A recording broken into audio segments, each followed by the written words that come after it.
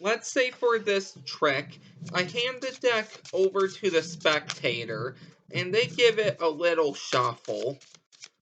Once they're done with that, I would ask the spectator to go through the deck and take out any four of a kind they would like.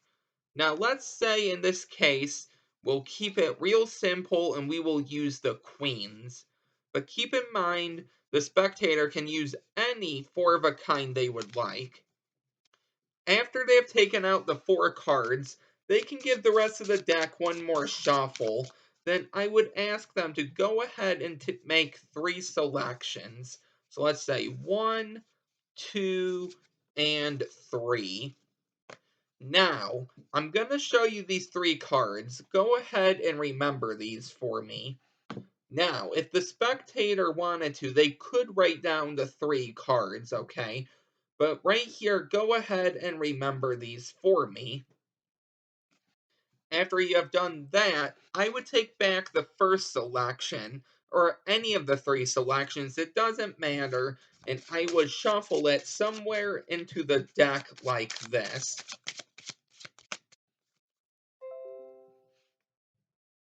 With the next selection, so let's go with this one. Once again, it doesn't matter. We go ahead and we place this about middle of the deck, give or take. Let's say right about there, okay? And we lose it right there. And with this last selection right here, we can place it on top of the deck and cut it in. So after we have done that, I would pick up the four helper cards and I would show them, the spectator, that they could have had any four helper cards, but they selected these four helper cards. So we're going to use these four helper cards to try to help us find our three selections. We're going to put the first queen right there in the deck. If I go like this, 1, 2, 3. Just like that, you're going to see one of the queens disappears. That's pretty impressive there. So let's take the next queen. Let's say the queen of clubs, and let's do the same thing. So 1, 2, 3, and just like that, you can see the next queen disappears as well. So now we have one more queen here, in this case the queen of hearts, and this is a little easier, because all I have to do is give it one little push-up, a riffle of the deck, and you're going to see the queen disappears.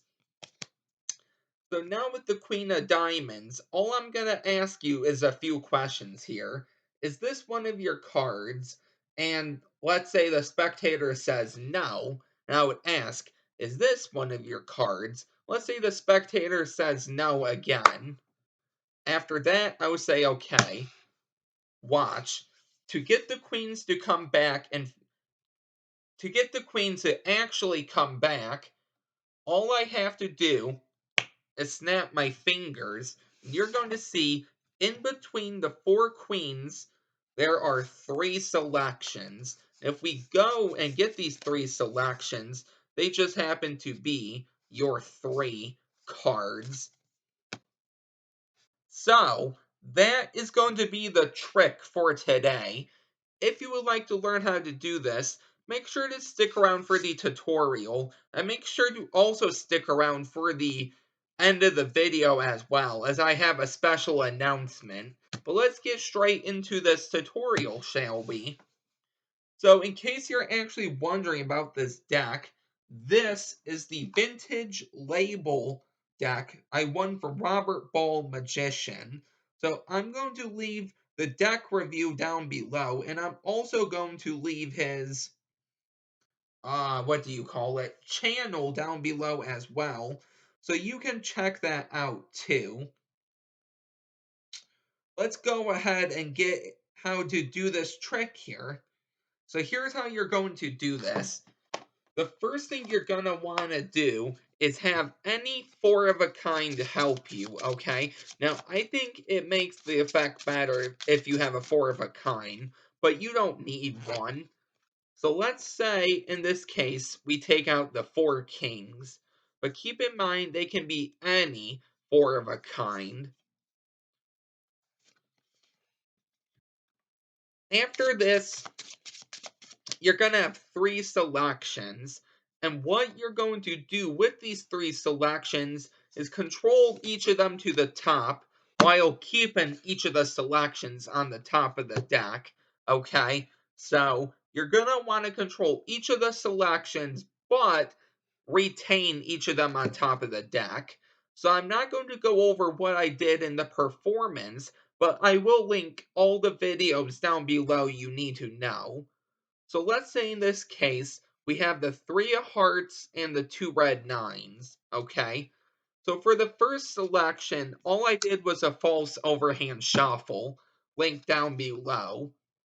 For the second selection, I did a Marlowe tilt, linked down below, which actually controlled it second from the top. Then the overhand shuffle kept the card right on the top. And then the last selection I did was a false cut, which also kept the card on top. So once you have your three selections on top, feel free to use any method you want. Those are the methods I used. You're going to pick up your four of a kind and place them on top of the deck face up. You're then going to spread past your four selections and then spread three more cards. And your ring finger is just going to be able to touch that third card.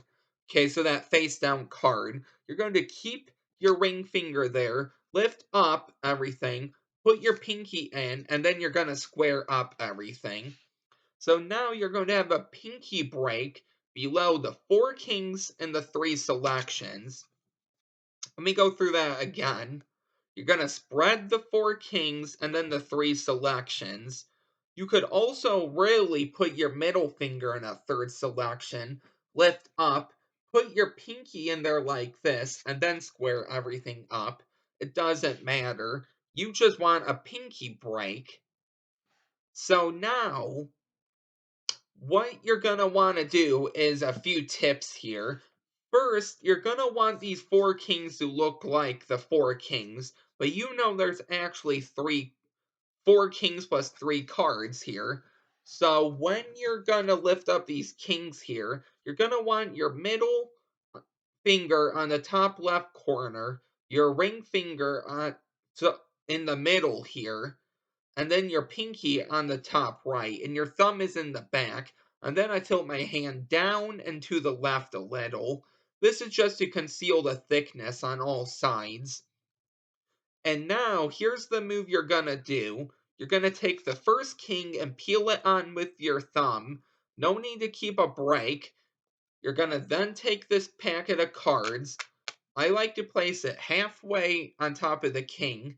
I lift up all in the back. You can put your pinky in here, it's not needed though. And then I hold it in the back with my thumb. I move up and I go 1, I pull it back, move up again 2, I pull it back, go up one more time 3, I riffle the deck, and then you can show the kings. You don't have to do it that way. You can just put the packet on top. I just like to do it that way, though. Here's what you're going to want to do. You're going to want to be very careful here, because you're going to spread the first king singly, the second king singly, and the third king singly, and then you're going to spread one card, two cards, and stop here. If you spread one more, you're going to reveal the king, okay? And then you have one of the selections here. So when you put the next king down on top of here, which looks like the face down deck, the kings are going to sandwich. That's basically how the whole effect works. I'll go over this one more time at the end, though. So now you do the same thing. You can square up everything, hide the thickness, even though now you have 5 cards, okay? You still want it to look like 4. You can put the next king down. You can do the same thing. 1, 2, 3, riffle, and then spread 1 king, 2 kings, and then 1 card. Because if you spread one more, you're going to spread over that king. So now you have 3 cards. You're going to want this to still look like 4. So you're gonna square up, or actually, no, it's not gonna look like 4. They're gonna see the 2 here. So actually, what you're gonna do is you're gonna square these up. I don't know what I'm talking about here. And then you're gonna peel off the next king like this. Put this king on top. You can move it on top. You can peel it back, and that king disappears. Don't spread over this top card because you might reveal that king. And now right here, you can really do anything you want. Just want to get this little stack here in the middle.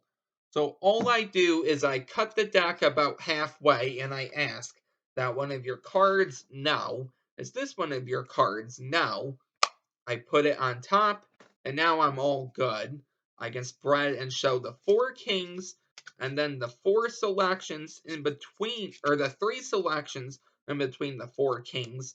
And we have the 3 selections. So hopefully that made sense, but let me go over this one more time.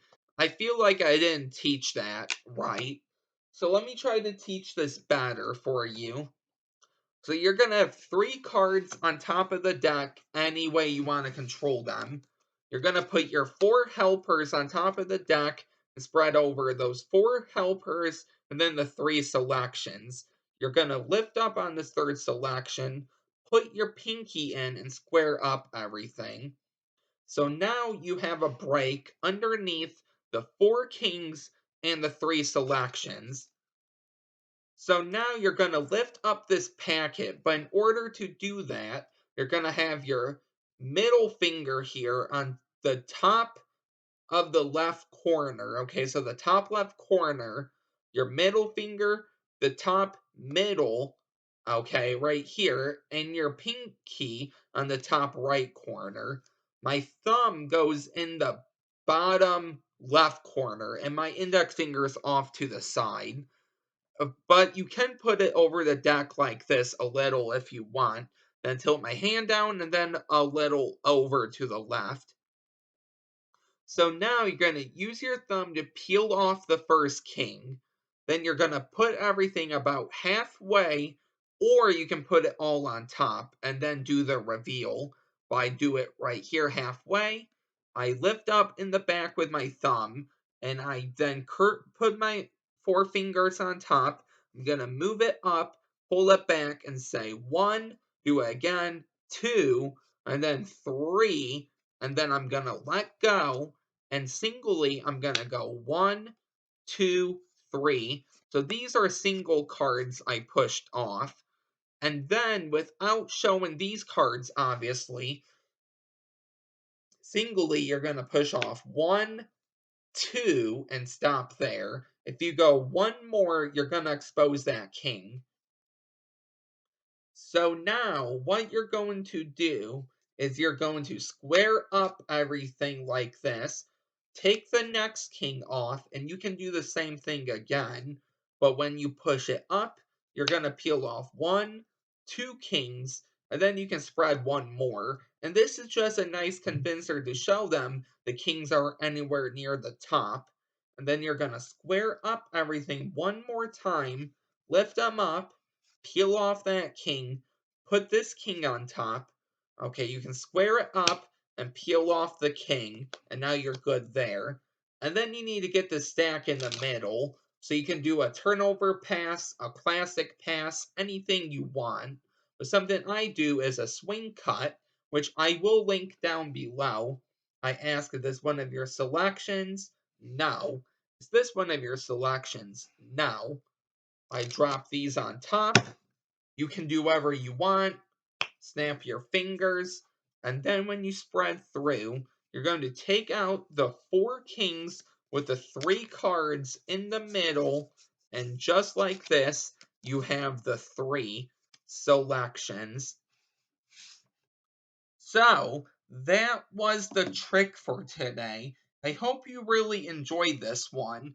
I want to say I taught this before, but I don't remember. But I thought I would teach it right now just to have it. So this was the tutorial. I hope you liked it. Now for the special announcement. This morning when I checked my channel, I saw that I had just hit 200 subscribers. So I want to thank you all for supporting me, liking the videos, leaving a comment. I try to read every comment, but sometimes I have other stuff to do, but I try to get back to everyone. So I really want to thank you all for that. So, because we hit 200 subscribers, I'm going to be doing a giveaway. So, around the first of the year, within one of those first few days of the year, I'm going to be uploading a few more videos going over the giveaway. But essentially, here's how it's gonna run. So this is like a little preview. So if you're not subscribed and you do want to get into the giveaway, because that's gonna be one of the rules, you have to be subscribed. This is how it's gonna work. So you're gonna get a mystery deck, first of all. I'm not gonna tell you what the deck will be, but you will be getting a mystery deck from me, and you're gonna have to be subscribed, obviously. And what I want from all of you, if you would like a bonus entry into the giveaway, go ahead and tweet my channel out there, share a link to it on all your social medias, or even Instagram, because I do hop on Instagram sometimes, and I am following some of you back. So if you can, go ahead and leave a link to my channel on Instagram, uh, whatever you want, my YouTube username, whatever. And if you do that and I actually see that you have done that, that's going to give you a bonus entry into the giveaway.